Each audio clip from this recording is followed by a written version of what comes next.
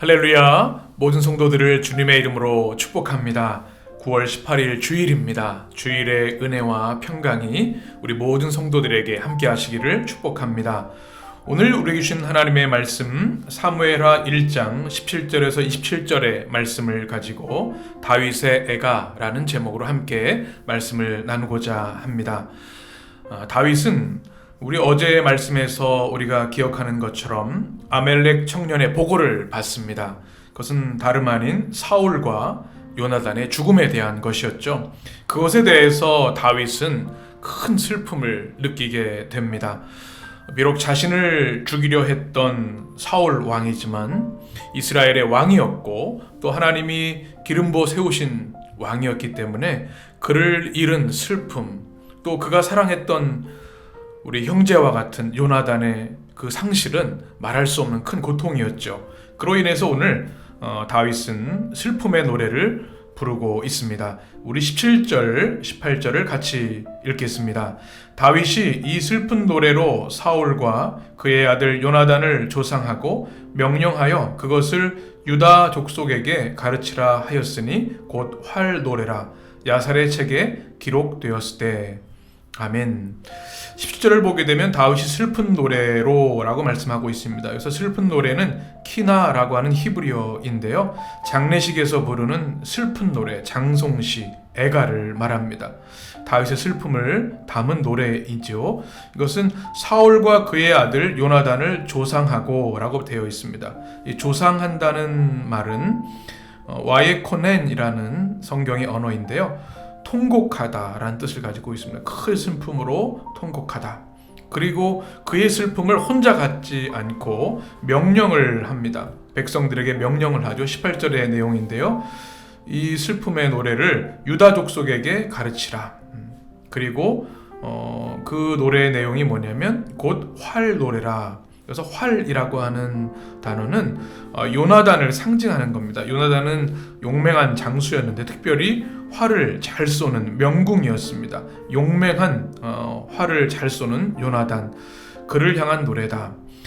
요나단에 대한 그 애정과 슬픔이 얼마나 컸는지를 그 제목을 통해 알 수 있죠. 이 애가의 노래가 활이라고 소개하고 있습니다. 그리고 야셀의 책에 기록되었을 때라고 말씀합니다. 이 야살의 책은 여호수아의 전쟁이 기록된 책이죠. 여호수아 10장 12절 13절에 이 내용이 야살의 책에 언급되기도 했습니다. 이스라엘의 위대한 영웅들, 전쟁 영웅들을 모아서 집대성한 그런 책인데요, 바로 야셀의 책에 이것을 기록되었다 이렇게 말씀하고 있습니다. 이제 그 애가의 노래, 슬픔의 노래의 내용이 19절부터 쭉 이어지게 됩니다. 먼저 우리는 17절, 18절의 말씀을 통해서 성숙한 리더의 모습, 성숙한 지도자의 모습을 우리에게 보여줍니다. 어쩌면 사울은 그의 숙적이었습니다. 그를 죽이려 했기 때문이죠. 그러면 인간적인 마음으로 본다면 그것이 다윗에게는 시원하다, 또 잘 되었다 이렇게 생각할 수도 있었을 겁니다. 그러나 다윗은 그 정도의 사람이 아니라 더 큰 인격과 또 나라를 이끌어갈 수 있는 지도자의 품격을 갖춘 사람이었습니다. 이것은 나라의 입장에서 또 하나님 백성의 입장에서 바라볼 때 슬픔이었고, 그 혼자 슬퍼하는 것이 아니라 백성들을 통해 함께 슬퍼할 수 있도록 명령하고 있는 내용이죠. 이것을 매일 성경 70쪽에 보시면 이렇게 설명하고 있습니다.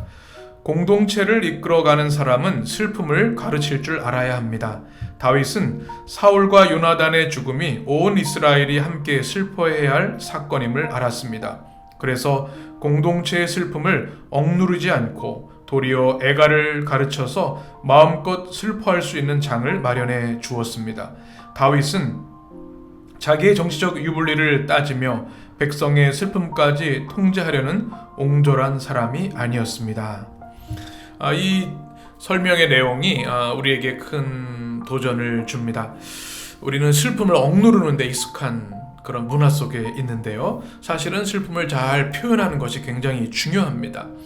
슬플 때 슬퍼해야 그것이 우리 마음속에 치유 회복의 역사가 일어나는 것이죠. 그래서 공동체를 이끌어가는 사람, 이것은 가정의 부모가 될 수도 있겠고 또 회사가 될 수도 있겠고 한 나라의 지도자가 될 수도 있겠죠. 공동체를 이끌어가는 사람은 슬픔을 잘 가르쳐 주어야 한다. 그리고 함께 슬퍼할 수 있도록 공동체의 슬픔을 함께 슬퍼하고 그것으로 인해서 애도하면서 공동체가 위로받고 치유될 수 있도록 이끌어 주어야 한다는 것이죠. 우리 믿음의 공동체, 우리 성도들, 또 우리 교회가 사실 기뻐하는 것은 그렇게 어렵지 않습니다. 그러나 슬픔을 당할 때 그것을 숨기거나 억누를 것이 아니라 함께 울어주고 함께 슬퍼하고 함께 기도해 줄 때 그 공동체의 슬픔이 치유되고 또 좀 더 성숙한 믿음의 관계가 되는 것을 우리는 기억해야 할 줄 믿습니다. 우리 모든 성도들이 다윗처럼 성숙한 모습으로 슬픔을 대하고 또 슬픔을 가르칠 줄 알고 또 슬픔을 함께 공동체가 나눌 수 있는 그런 아름다운 믿음의 모습이 여러분 가운데 있게 되시기를 주님의 이름으로 축복합니다. 이제 19절부터는 그 슬픔의 노래, 애가의 내용들을 우리에게 소개해주고 있습니다. 19절에 보면 이렇게 말씀합니다. 이스라엘아, 내 영광이 산 위에서 죽임을 당하였도다. 오라, 두 용사가 엎드러졌도다. 여기서 내 영광이라고 하는 단어는 요나단과 사울 말하죠. 사실 다윗에게는 정말 힘들고 어려운 존재였지만 나라의 왕이었고요. 나라를 위해 싸운 왕과 장수였습니다. 그 영광이 산 위에서 죽임을 당했다. 이것은 길보아 산을 말합니다. 그리고 오호라, 슬픔의 탄식이죠. 히브리어로 에크라고 되어 있는 두 용사가 엎드러졌다. 바로 사울과 요나단, 그 용맹한 용사들이 나라를 위해 싸우다 엎드러졌다, 죽었다라고 하는 내용이죠. 20절에 보면 이 일을 가드에도 알리지 말며 아스글론 거리에도 전파하지 말지어다. 이렇게 말씀합니다. 가드는 블레셋의 주요한 성읍이죠. 바로 우리가 잘 알고 있는 골리앗이 이 가드 출신입니다. 그리고 아스글론이라고 하는 곳은 블레셋의 해안에 있는 위치한 도시인데요. 바로 이것은 블레셋, 사울과 요나단을 죽게 한 그 땅을 말하는 거죠. 그들이 이 죽음의 소식이 들려지지 않기를 바란다 라고는 안타까운 마음을 말하는 거죠. 그리고 블레셋 사람들의 딸들이 즐거워할까, 바로 적진들의 딸이 즐거워할까 걱정하고 있는 겁니다. 이 고대 근동에서는 전쟁에서 이기게 되면 여성들이, 딸들이 거리로 나와서 춤추고 그 승리의 기쁨을 나눴던 것을 반영한 표현입니다.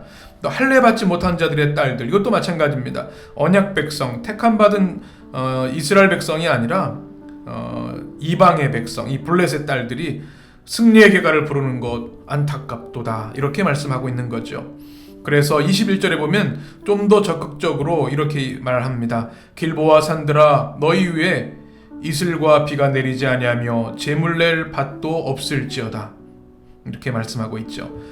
길보아 산은 어떤 것입니까? 바로 직전에 설명드린 것처럼 이 사울과 요나단이 죽음을 당한 전사한 곳이죠. 패배의 현장, 비극의 현장입니다. 그 땅이 이슬과 비가 내리지 않았으면 좋겠다. 또 재물을 낼 밭도 없었으면 좋겠다. 황무지가 되어라. 이렇게 슬픔을 이렇게 그 땅을 향한 분노로 이렇게 표현하고 있는 것이죠. 거기서 두 용사의 방패가 버림받음이니라. 여기서 방패는 보호를 말하는데 이 두 사울과 요나단이 보호를 받지 못하고 죽었다는 이야기죠. 곧 사울의 방패가 기름 부음을 받지 아니함 같이 되미로다. 21절 하반절에 이렇게 말씀합니다. 이 사울의 방패가 기름 부음을 받지 아니함 같다라고 하는 두 가지 의미가 있습니다. 하나는 이 방패에 미끌미끌하게 기름을 발라서 화살이 좀 비껴나가게 하는 그 방패의 기능인데 그것을 하지 않았구나. 또 하나는 하나님께 기름 부음 받은 자가 바로 이 사울 왕이었는데 그럼에도 불구하고 보호받지 못한 이 안타까운 슬픔이 나에게 고통이 되는도다, 이런 노래입니다.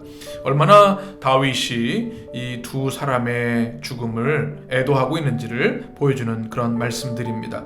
22절부터도 바로 같은 내용들입니다. 죽은 피에서 용사의 기름에서 요나단의 활이 뒤로 물러가지 아니하였으며, 이것은 요나단의 용맹한 전투의 모습을 말하고요. 사울의 칼이 헛되이 돌아오지 아니하였도다. 사울이 용맹하게 나라를 위해 싸웠다. 23절에 이렇게 말씀합니다. 사울과 요나단이 생전에 사랑스럽고 아름다운 자이러니 죽을 때에도 서로 떠나지 아니하였도다. 그들은 독수리보다 빠르고 사자보다 강하였도다. 사울과 요나단이 생전에도 아름답고 귀한 사람들이었지만 죽을 때, 전사할 때도 부자, 아버지와 아들로서 서로 함께 죽은 모습을 표현한 내용이고요. 그들이 얼마나 용맹하게 싸우는지 독수리보다 빠르고 사자보다 강하였도다, 이렇게 표현하고 있습니다. 그리고 24절에 보면 이렇게 말씀하죠. 우리 같이 읽겠습니다. 이스라엘 딸들아, 사울을 슬퍼하여 울지어다. 그가 붉은 옷으로 너희에게 화려하게 입혔고 금 놀이개를 너희 옷에 채웠도다. 25절, 오라, 두 용사가 전쟁 중에 엎드러졌도다. 요나단이 내 산 위에서 죽임을 당하였도다. 아멘. 이스라엘 딸들을 향하여서 뭐라고 얘기를 하냐면 슬퍼하며 울지어다. 슬픔을 참지 말고 이 안타까운 현실로 인하여 울어라. 그리고 그가 붉은 옷으로 너에게 화려하게 입혔다. 이건 전쟁의 전리품을 말합니다. 이 붉은 옷은 당시에 왕이나 귀족들을 입었었던 부의 상징의 옷인데요. 전쟁에서 이겨서 전리품으로 이스라엘 딸들에게 입혀주지 않았느냐. 또 금놀이개도 마찬가지로 고가의 전리품을 말합니다. 그것을 너에게 주었다. 무슨 말일까요? 사울과 요나단이 전쟁에서 전사하였지만 그들이 살아있는 동안에 전쟁에서 이겨서 가져왔던 그 많은 전리품들, 그것이 바로 너희들에게 풍요와 아름다움을 주었다. 그러니 그들에게 감사하고 그들의 슬픔을 슬퍼할지어다. 25절에 두 용사가 전쟁에 엎드러졌도다. 내 산 위에서 죽임을 당했다. 말할 수 없는 슬픔과 한탄을 다윗이 하고 있는 내용입니다. 그리고 이제 마지막으로 26절, 27절에서는 특별히 사울 왕이 아닌 요나단에 대한 깊은 애정과 고마움과 사랑을 이렇게 표현하고 있습니다. 우리 같이 읽겠습니다. 내 형 요나단이여, 내가 그대를 애통함은 그대는 내게 심히 아름다움이라. 그대가 나를 사랑함이 기이하여 여인의 사랑보다 더하였도다. 오라, 두 용사가 엎드러졌으며 싸우는 무기가 망하였도다 하였더라. 아멘. 여기서 요나단을 26절에 보면 내 형 이렇게 고백합니다. 요나단은 사실 어떻게 보면 숙적인 사울 왕의 아들입니다. 왕자이지요. 그리고 어떻게 보면 참 불편할 수 있는 관계인데, 이 다윗과 요나단은 친형제 이상으로 서로를 신뢰하고 사랑하고 아꼈던 것 같습니다. 그래서 형이라고 말하는 거죠. 의형제 같은 그런, 얼마나 아끼고 사랑했는지를 표현하는 말이 내 형 요나단이여 라는 말씀입니다. 그대를 애통한다고 하는 것, 고통스럽게 아파하고 있는 것, 그대가 내게 심히 아름다움이라, 이렇게 고백하고 있습니다. 여기서 아름다움이라고 하는 것은 나이무타라고 하는 히브리어인데요. 외모가 멋있다, 아름답다 그런 뜻이 아니라 기쁨이 크다, 큰 기쁨이란 뜻입니다. 요나단이 다윗에게 얼마나 큰 기쁨의 존재였는지, 그가 어려울 때 그의 모든 삶에 함께 있어주는 그 든든함, 그 고마움, 그 존재 자체가 기쁨이었다는 고백입니다. 그대가 나를 사랑함이 기이하여 여인의 사랑보다 더하였도다. 그대가 누굽니까? 요나단입니다. 사실은 다윗이 요나단을 사랑하는 것보다 요나단이 다윗을 더 사랑했다고 여기서 고백하고 있는 거죠. 요나단은 한번 생각을 해보시면 사울 왕의 아들입니다. 왕자이죠. 어쩌면 어쩐 일이 없었으면 그가 자연스럽게 이어서 왕이 될 수 있는 사람이었습니다. 그런데 요나단은 자기가 왕이 되려고 하는 욕심이 아니라 오히려 친구였던, 동생이었던 다윗이 더 잘 되기를 바라고, 그가 하나님 앞에 아름답게 쓰임받기를 바라는 모습을 가지고 있었습니다. 그래서 다윗을 더 사랑하고 다윗을 보호하고 지지하고 또 그가 왕이 될 수 있도록 여러모로 도왔던 것, 그것을 다윗은 잊지 않고 정말로 고마워하고 있는 것이죠. 나보다 더 사랑하였다, 또 여인보다 더 사랑하였다, 이렇게 말하고 있습니다. 그리고 27절에 오라, 두 용사가 엎드러졌으며, 바로 여기서는 다시 말하는 또 사울과 요나단을 말하죠. 그가 엎드러 쓰러졌다. 싸우는 무기가 망하였도다 하였더라. 그래서 싸우는 무기는 전쟁의 무기를 말하는데요. 이것은 그냥 그 문자 그대로의 칼, 창 이런 것이 아니라 사울과 요나단을 말합니다. 이스라엘에게 가장 강력한 무기는 사울과 요나단이었습니다. 그래서 용맹하게 싸웠고 그동안 많은 승리를 가졌었죠. 그런데 그것이 망하였도다, 죽었도다 이렇게 고백하고 있는 겁니다. 그런데 여기는 참 슬픈 일이기도 하지만 앞으로 이제 새로운 시대가 열릴 것이다. 이제 사울의 시대가 끝이 나고 마무리되고 이제 새로운 왕조, 다윗의 왕조가 세워질 것이다 라고 하는 암시가 또 이 고백에는 담겨 있기도 합니다. 오늘 26절 27절의 말씀을 우리 매일 성경은 이렇게 소개해 주고 있습니다. 공동체를 이끌어가는 사람은 사랑하고 슬퍼할 줄 알아야 합니다. 다윗이 이스라엘 백성의 슬픔을 헤아릴 수 있었던 이유는 그 자신이 누구보다 슬펐기 때문입니다. 여인과의 사랑보다 뛰어난 사랑과 우정을 나눈 요나단, 친형들보다 더 친밀하고 가까웠던 요나단의 죽음은 다윗에게 이루 말할 수 없는 상실이고 아픔이었습니다. 공동체의 아픔과 아픔에 공감하는 것은 그냥 되지 않습니다. 먼저 자기 자신이 진정한 사랑과 우정을 나눌 줄 알아야 하고 사랑하는 사람의 상실을 슬퍼할 줄 알아야 합니다.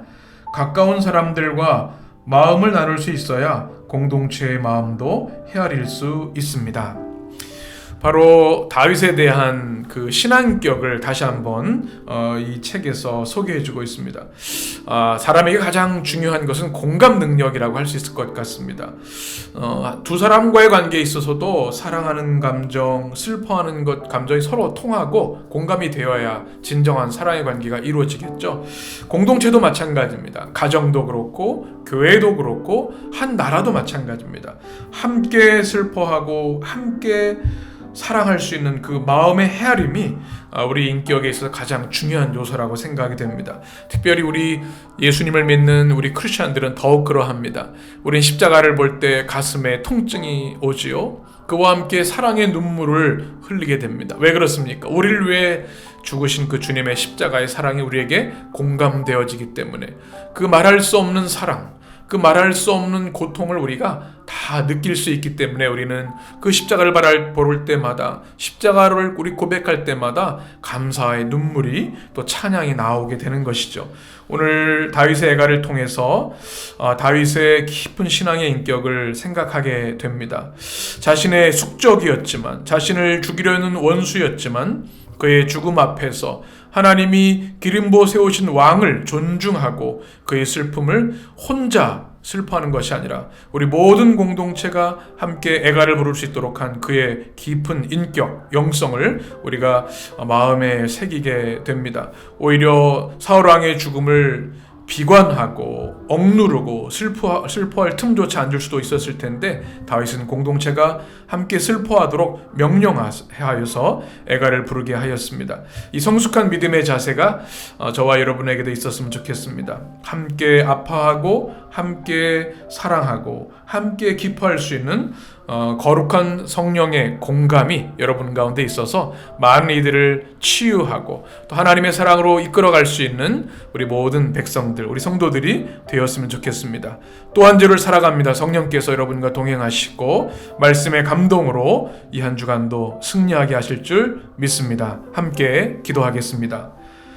참 좋으신 사랑의 하나님, 오늘도 주일 공동체 예배를 통하여 우리 성전에서 예배드리게 하시고 예배를 통하여 하나님께 온전히 영광 돌리며 하나님의 백성 우리 성도들과 함께 기쁨과 사랑과 은혜와 기도를 나누게 하시니 너무나 감사합니다. 또 이렇게 우리 개인의 예배 자리에서 주님 베델 예배로 주님께 온라인 예배로 영광을 올려드립니다. 오늘 주신 사무엘하 1장 17절에서 21절의 말씀을 통하여서 슬픔에 대해서 같이 말씀을 나누었습니다. 우리 다윗의 깊은 사랑의 인격을 나누었습니다.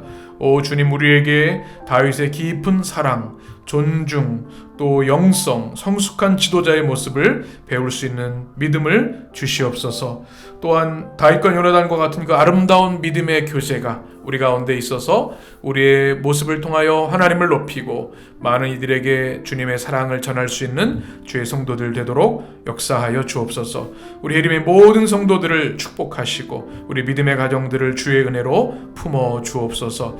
이제 시작되는 한 주간도 주의 성령께서 불꽃 같은 눈동자로 지켜주시고 친히 주의 권능의 팔로 보호하여 주옵소서. 우리 주님 예수 그리스도의 이름으로 간절히 기도하옵나이다. 아멘.